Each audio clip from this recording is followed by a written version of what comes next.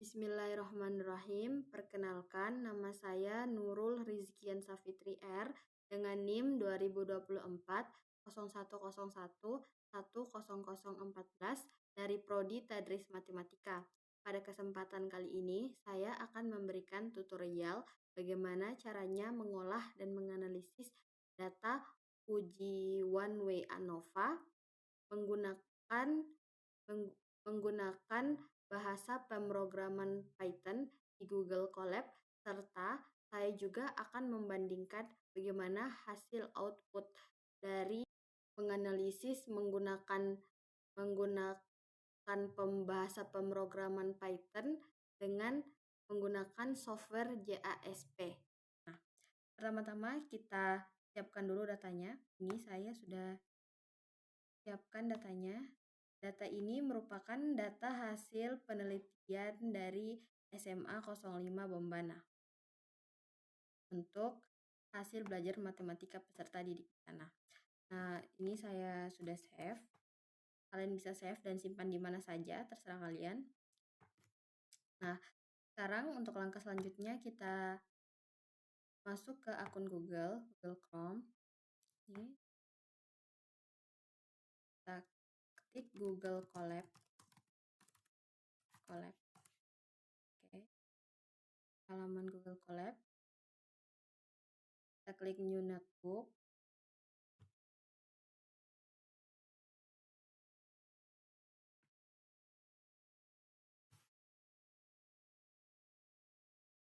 Nah, ini kita akan masukkan sintaknya.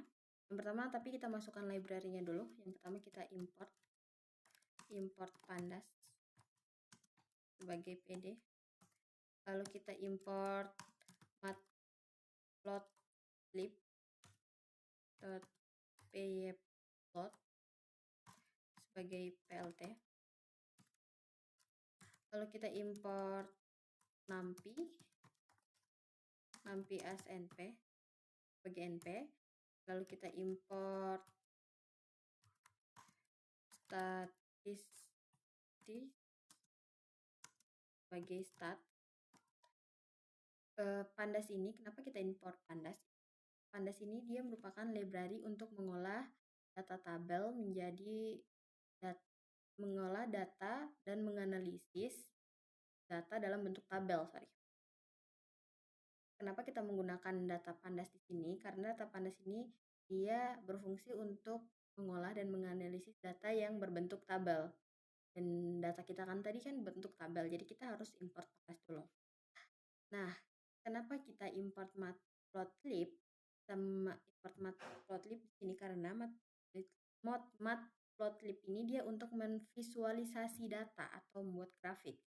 Nah, untuk import NumPy ini dia berfungsi untuk operasi matematika tingkat lanjut seperti matriks dan lain-lain. Nah, untuk import statistik, dia ini untuk perhitungan statistik sederhana seperti menghitung mean, menghitung median, modus. Jadi kita gunakan import statistik. Setelah kita masukkan library-nya, kita klik run.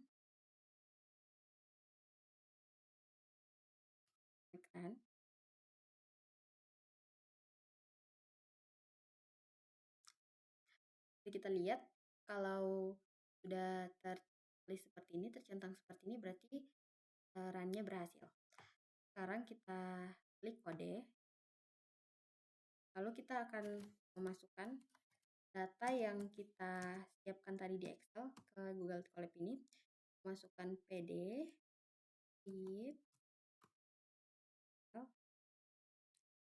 Excel, ini kita klik file, lalu import. Kita cari di mana tadi tempatnya kita menyimpan filenya. Kalau saya simpan di sini. Kita lihat one way ANOVA. Oke. Setelah filenya terupload seperti ini, kita klik kanan, copy paste, lalu bawa kursornya ke sini. lalu Ctrl V. Oke. Setelah sudah dimasukkan seperti ini, kita lagi header satu.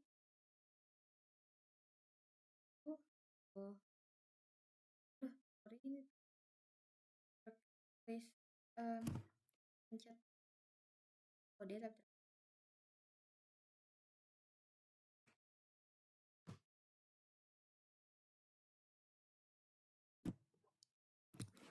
oke.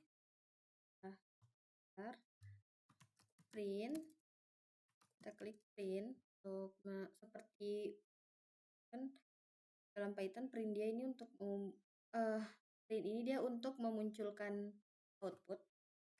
Kita print lalu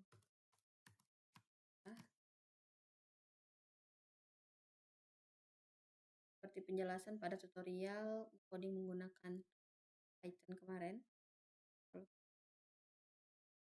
Oke. Setelah kita run seperti ini, kita bisa lihat ini. Kita run, lihat ini outputnya. Ini semuanya kan data yang sesuai dengan data yang telah kita sajikan di Excel tadi. Setelah datanya sudah sajikan di Google Colab, sekarang kita klik kode lagi.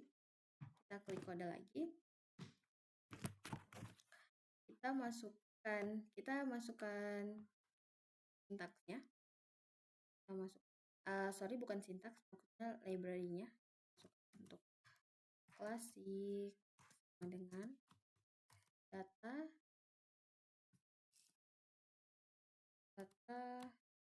klasik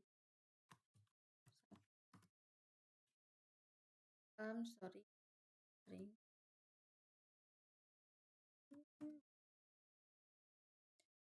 lalu teknologis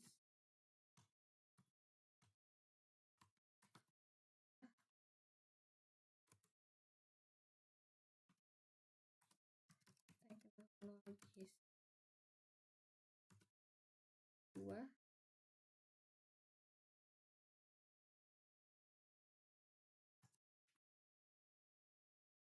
personalisasi. Perhatikan baik-baik kalau Python sensitif, salah satu saja akan gagal sintaks.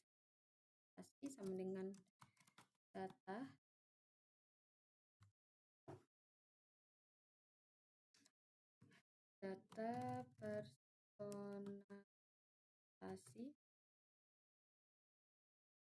personalisasi. Setelah itu ini berarti 3. Kita enter lagi. Interaksional dengan data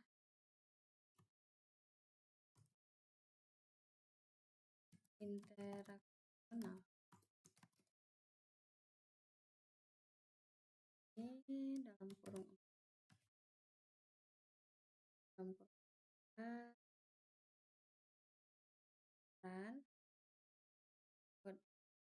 error ini berarti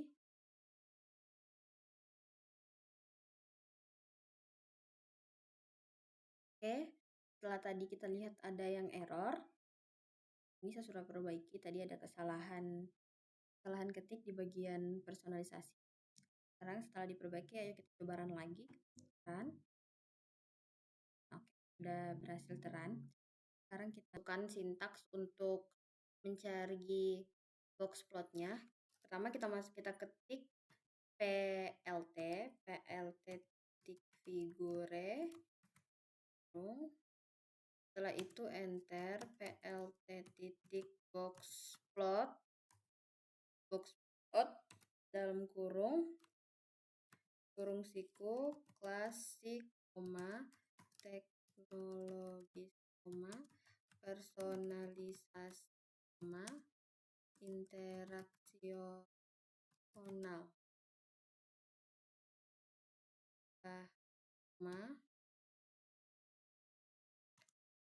labels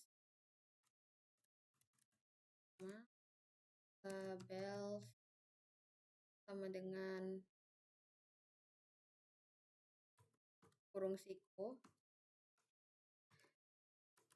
klasik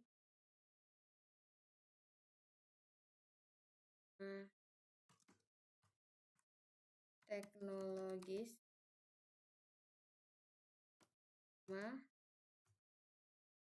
personalisasi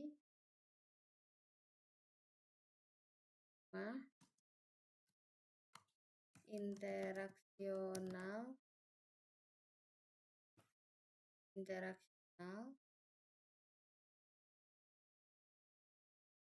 Oke. Setelah itu kita enter plt titik title box plot hasilnya hasil belajar berdasarkan gaya mengajar guru. Kita enter, kita masukkan plt labelnya, skor, lalu kita masukkan plt x label yaitu gaya mengajar.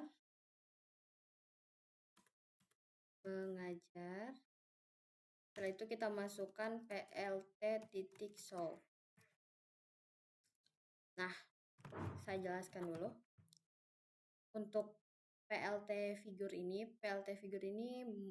yaitu berfungsi untuk membuat kanvas atau area gambar baru agar grafik itu tidak menimpa grafik sebelumnya. Nah, kalau untuk plt box plotnya ini yaitu berfungsi untuk membuat diagram box plotnya yang berisi ini klasik, teknologis, personalisasi, interaksional. Nah, kalau untuk plt title-nya ini dia itu untuk memberikan judul dari box plotnya tersebut. Judulnya itu ini, box plot hasil pengajar kita. Nah, untuk plt labelnya ini dia itu berfungsi untuk memberikan keterangan pada sumbu Y yaitu sebagai nilai skor hasil belajar. Sorry ini gaya. Kalau untuk PLTX labelnya ini dia untuk memberikan keterangan sumbu X bahwa sumbu X itu merupakan gaya mengajar. Setelah itu ini show, ini lagi ya. Show itu untuk menampilkan box plotnya. Oke, sekarang kita run. Bismillah.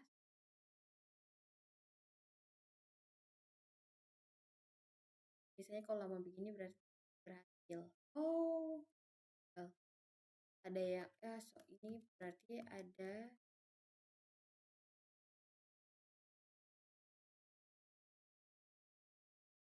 kesalahan ngetik. Sebentar.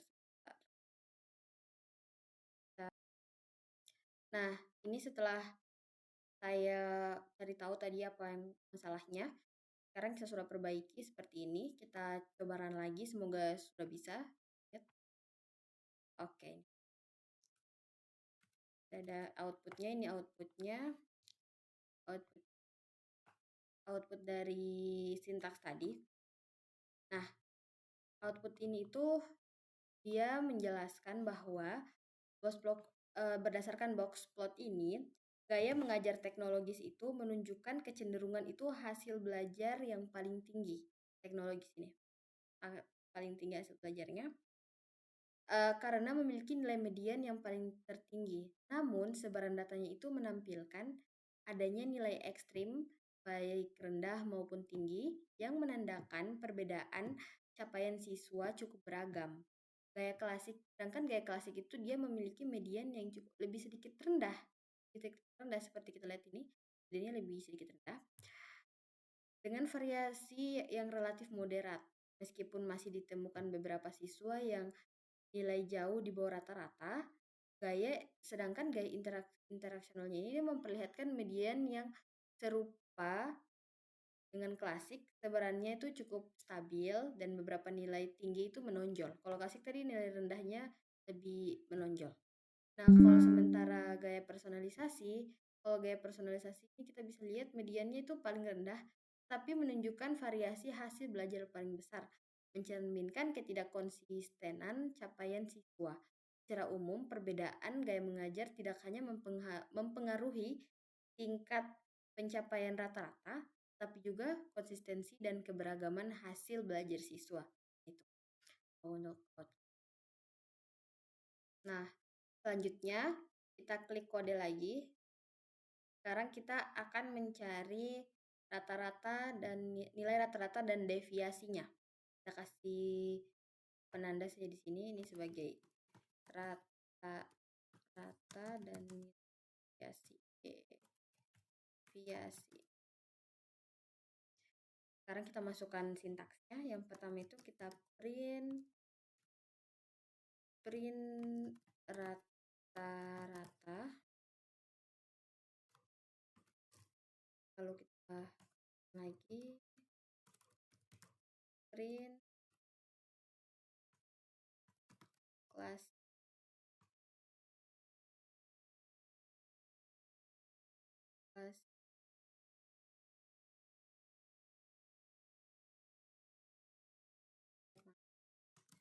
np kemudian klasik itu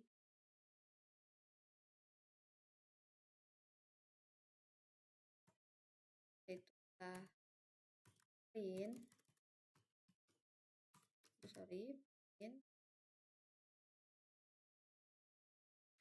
teknologis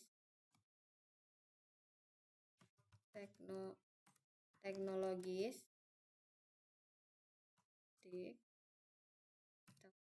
np tikmean ya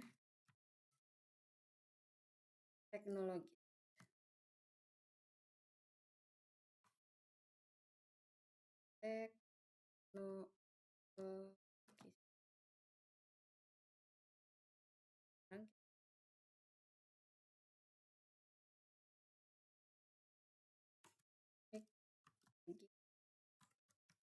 print lagi sekarang ya personalisasi.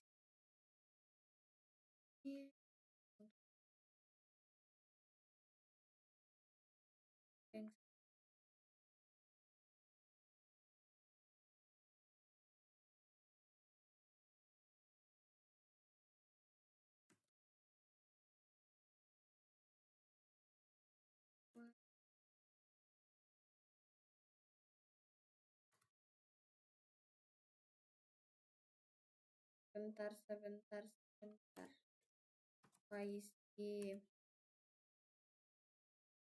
Ini sekarang kita print personalisasi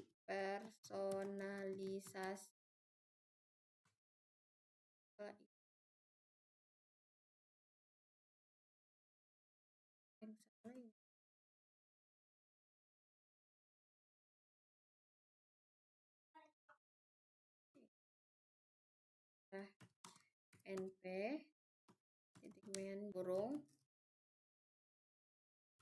personalisasi. Oke. Setelah itu kita enter lagi. Print dalam kurung.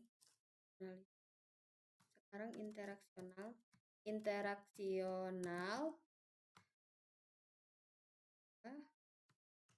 np titik mean interaksional. Oke, sekarang kita print lagi untuk standar deviasinya.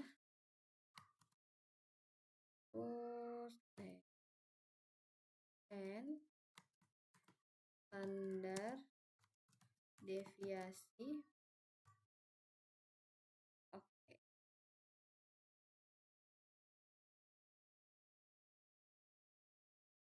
Nah, ini setelah semuanya sudah diketik, kayak dari rata-rata dan standar deviasinya sudah dimasukkan semua. STD ini artinya standar deviasi ya, untuk nilai deviasi. Sekarang kita coba run. Bismillah. Oke. Run, fill, outputnya, bentar. Ini outputnya. Nah, untuk outputnya itu kita lihat berdasarkan hasil statistika deskriptifnya itu rata-rata skor hasil belajar tertinggi itu terdapat pada gaya mengajar teknologis, yang dimana rata-ratanya 40,49, yang menunjukkan secara umum peserta didik itu memperoleh nilai lebih baik ketika pembelajaran menggunakan pendekatan berbasis teknologi.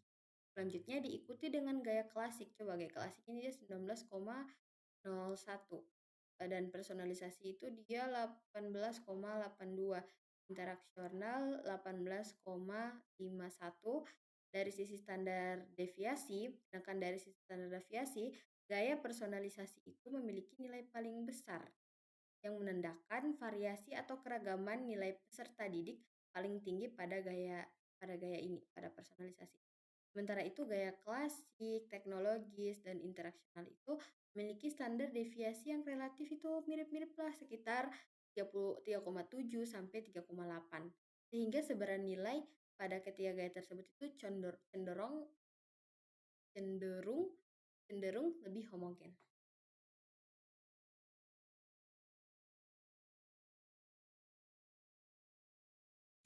Selanjutnya, setelah kita mendapatkan nilai rata-rata dan standar deviasi, kita klik kode lagi. Ini kenapa kodenya bisa hapus dulu kodenya. Kita simpan kodenya itu di bawah sini. Ini kita bisa klik kode.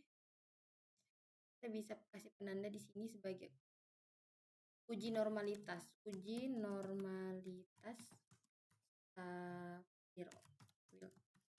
Uji normalitas ini sangat penting kita lakukan sebelum kita melakukan nanti uji ANOVA-nya. Kita harus uji normalitasnya terlebih dahulu. Yang pertama kita masukkan sintaksnya from, kita masukkan library-nya di stats import Sapiro. Nah, setelah itu kita akan perintah untuk print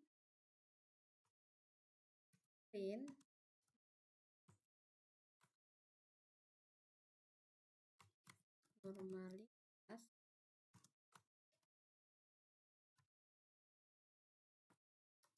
view.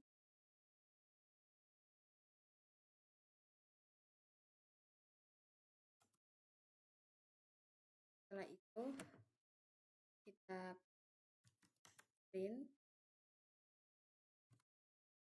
klasik,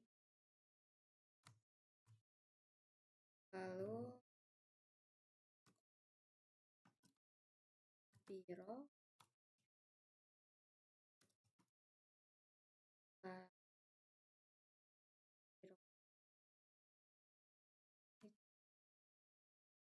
value.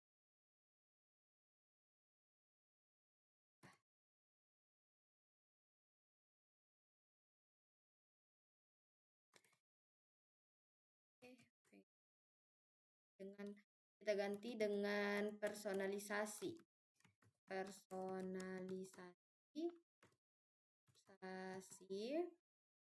Ini juga kita ganti dengan personalisasi.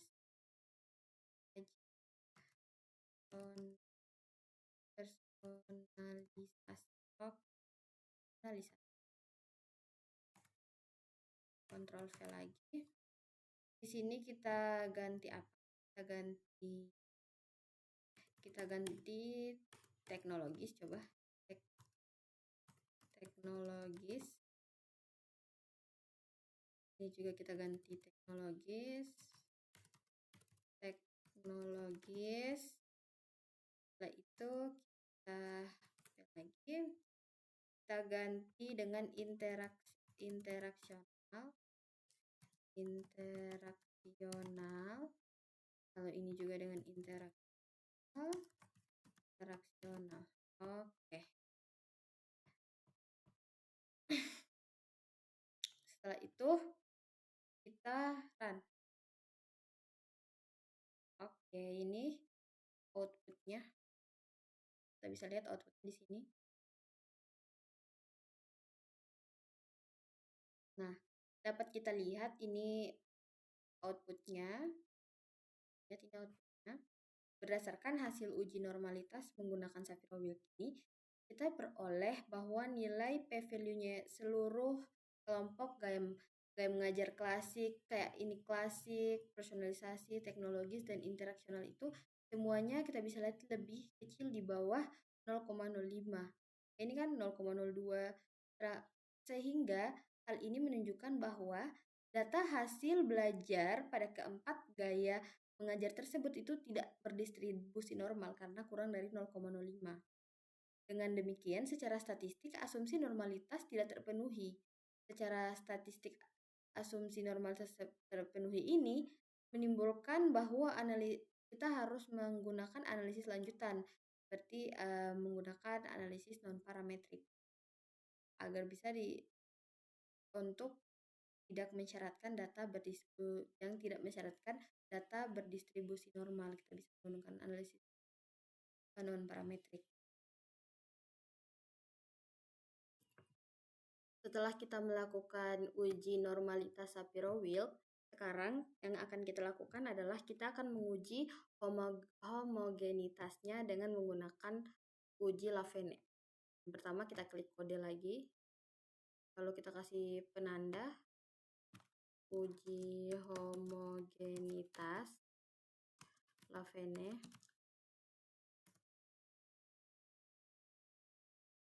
Nah, sekarang kita masukkan sintaksnya. Yang pertama kita klik from Skippy. Skippy ini memang selalu digunakan untuk menguji variance. Stat import Lavene, lalu stat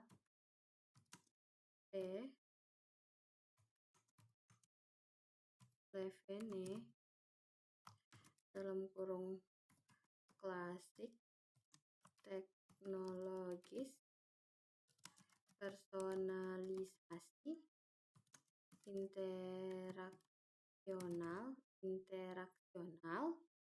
Setelah itu, setelah kita masukkan, kita print Lavene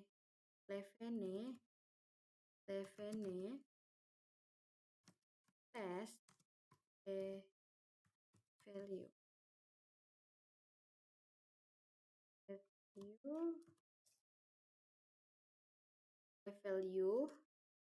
Lalu kita koma p, lalu kita run.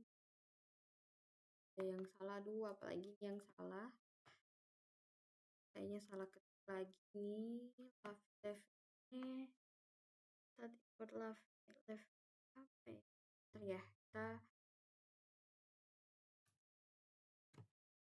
Kita lihat dulu.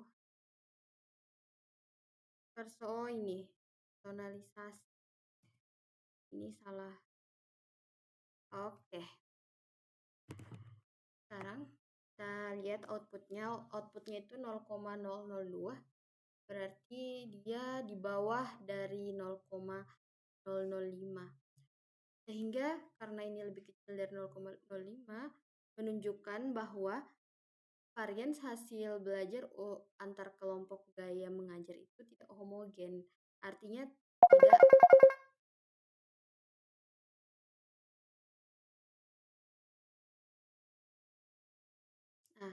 ini setelah keluar outputnya dari sintaks yang kita masukkan uji Levene itu, nah kita bisa lihat ini outputnya itu 0,002, otomatis ini di bawah dari 0,005. Karena ini di bawah dari 0,05 menunjukkan bahwa varians hasil belajar antar kelompok itu tidak homogen.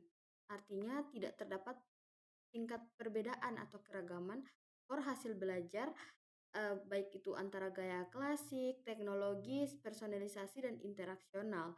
Dengan demikian, asumsi kesamaan variansnya itu tidak terpenuhi, sehingga pada kita itu sebaiknya melakukan analisis lanjutan, seperti misalnya itu Welch ANOVA kita bisa lakukan.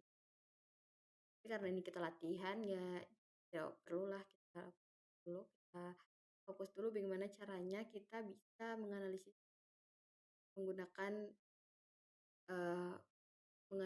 menggunakan Python. Nah, setelah kita melakukan uji Lavene, kita lanjut lagi, kita klik kode. Kita lakukan uji ANOVA, one way ANOVA. Kita kasih tanda di sini, ANOVA. Uji ANOVA, one way ANOVA. Kita masukkan sintaknya, pertama from ip stat import f one way, lalu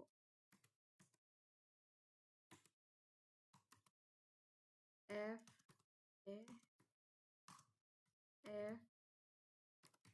one way kurung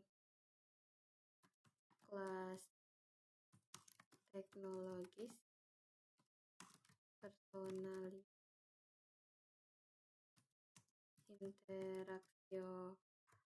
interaksional. Oke, sekarang kita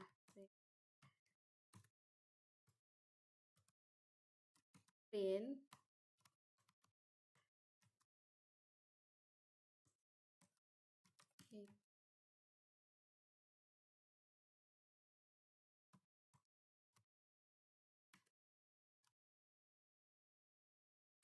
lalu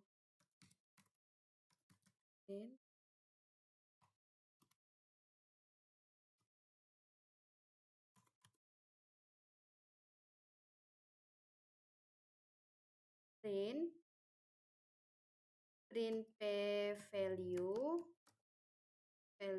titik 2. Ini kita lupa titik 2-nya.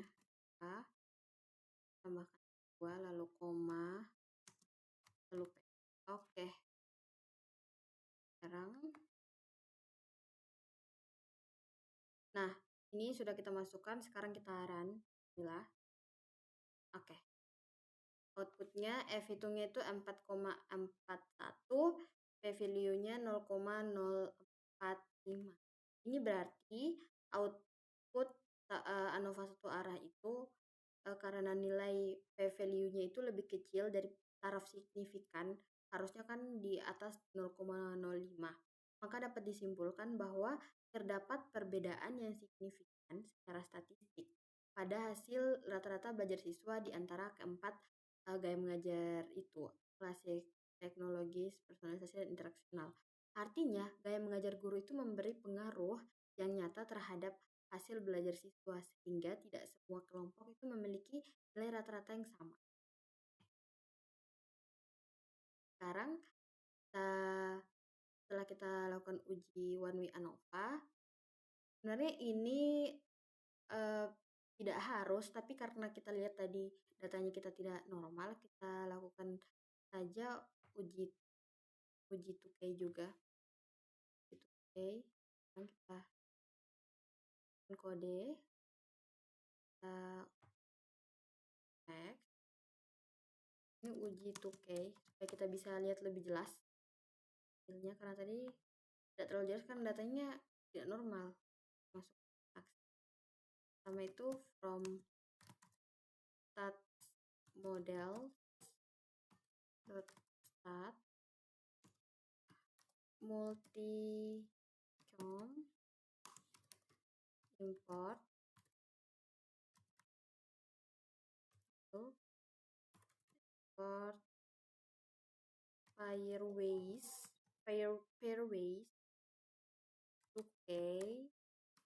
HSD. Oke. Setelah itu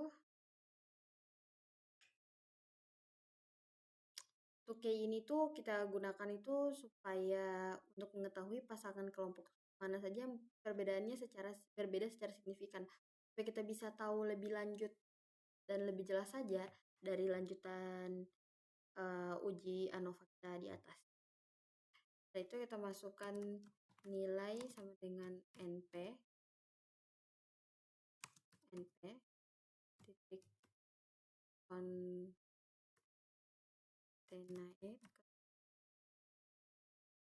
Nah, ini setelah saya masukkan semuanya sintaks untuk uji 2K ini, sekarang kita coba run. Bismillah.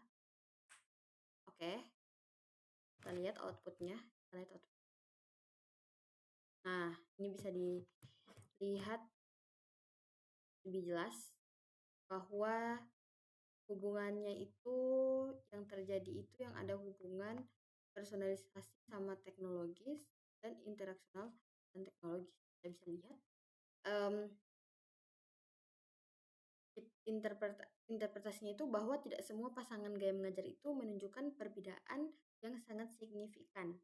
Perbedaan hasil belajar secara signifikan itu secara statistik itu ditandai, kalau secara statistik itu ditandai dengan bahwa harus lebih dari 0,05. Sedangkan di sini hanya ditemukan pada perbandingan antara gaya interaksional dan teknologis sama personalisasi dan teknologis. Sementara itu perbandingan antara klasik dan interaksional, klasik dengan personalisasi, serta klasik dan teknologis sudah menunjukkan perbedaan yang signifikan karena nilai EADG-nya itu di bawah dari lebih besar dari 0,05.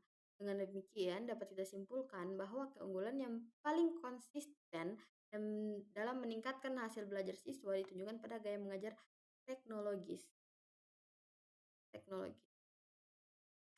Khususnya jika dibandingkan dengan gaya interaksional dan personalisasi.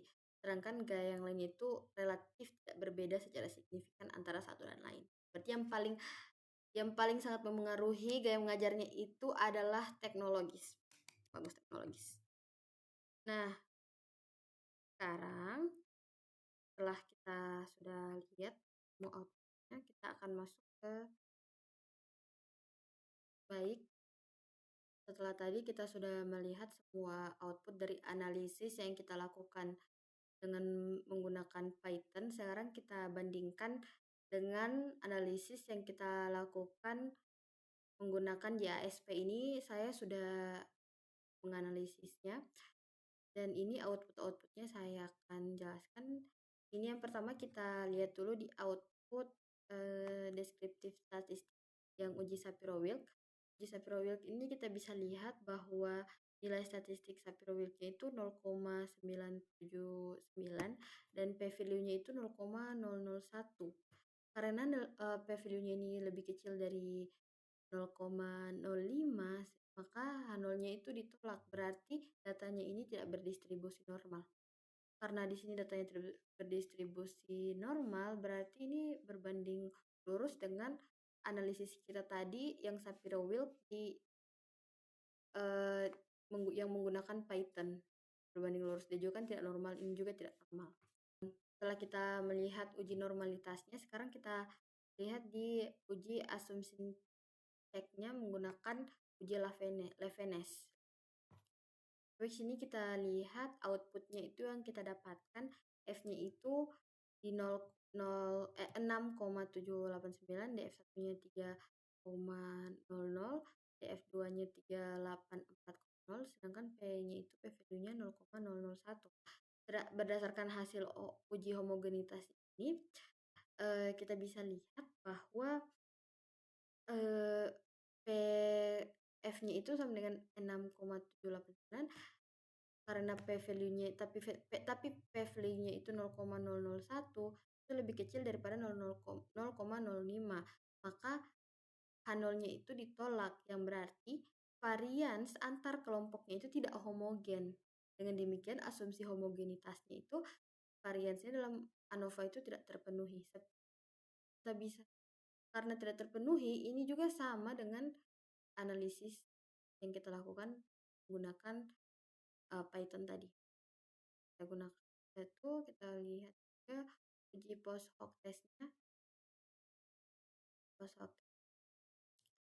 ini berdasarkan kita lihat ini outputnya hasil uji post hoc ini dengan koreksi yang dilakukan ditemukan bahwa perbedaan signifikan HBMPS antara gaya mengajar teknologis dan personalisasi itu 0,031 sedangkan interaksionalnya itu P-nya 0,005. Namun tidak ditemukan perbedaan signifikan antara gaya mengajar klasik dengan gaya mengajar lainnya. Hal ini menunjukkan bahwa gaya mengajar teknologis itu ini teknologis cenderung menghasilkan skor HBMPS yang lebih tinggi dibandingkan dengan gaya mengajar lain. Sama juga seperti hasil yang kita dapatkan di uji menggunakan bahasa pemrograman Python tadi. Nah, dapat kita simpulkan bahwa hasil analisis data kita menggunakan Python dan menggunakan JASP itu berbanding lurus. Datanya hasilnya sama-sama sama. Maksudnya sama, hasilnya sama bahwa tidak normal dan tidak homogen. Jadi ini mungkin karena semuanya berbanding lurus berarti ada kesalahannya itu pada saat pengumpulan datanya, pada saat penelitiannya, datanya yang bermasalah. Baik. Terima kasih. Itu saja yang bisa saya sampaikan mengenai tutorial bagaimana menganalisis data menggunakan uji one way ANOVA dengan membandingkan juga antara menganalisisnya dengan bahasa pemrograman Python dan JASP. Dan mohon maaf apabila ada yang salah pengucapan atau salah penyampaian. Saya ucapkan wabillahi taufiq wal hidayah. Wassalamualaikum warahmatullahi wabarakatuh.